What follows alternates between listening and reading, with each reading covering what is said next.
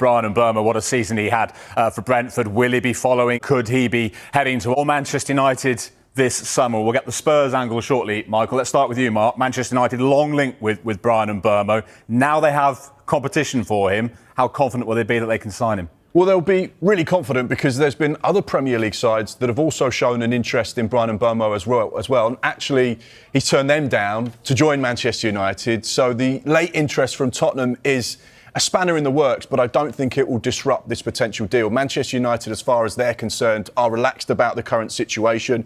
They believe that Brian wants to join them in Old Trafford, so therefore they're confident, comfortable and relaxed with regards to his stance. You have to remember that Manchester United last week had their initial and first bid rejected by Brentford, which we understand to be a total of £55 million. Brentford looking for upwards of £60 million. So they're not a million miles away. You'd imagine that a second offer, which we said last week on Sky Sports News was being prepared, will be a lot closer to what Brentford are looking for.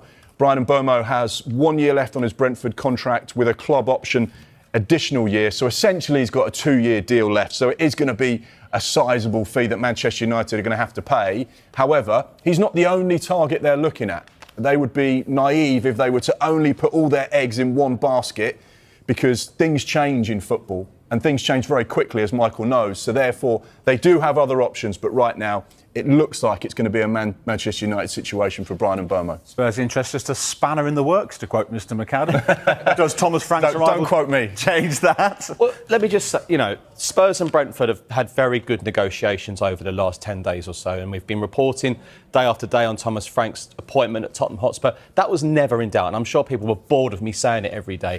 But what I kept stressing was the delay. Well, not really a delay, it's probably the wrong word, but the coaches coming in, and they've taken some good coaches from Brentford. Now, you do wonder now what potential players Thomas Frank might fancy at Brentford, and does he want to take a number of players from Brentford? It is talking Nathan Collins, the defender who's been absolutely brilliant for them at Brentford. But in terms of Mbeumo, there have been initial discussions about a potential deal. They are interested in him. Antoine Semenyo is another player Spurs like as well. But at this stage of the window, they are just one of a number of top attacking players Spurs have been in discussions with. The encouragement Spurs have had, Jules, is the fact that Brian Mbeumo and Thomas Frank have a brilliant relationship. I mean, who doesn't like Thomas Frank? I'm not being funny, but they have a brilliant professional relationship. He's been absolutely outstanding. There was concerns when the likes of Ivan Toney left, Ollie Watkins, and Thomas Frank has always got this sorted out, and then Mbeumo has been absolutely outstanding. But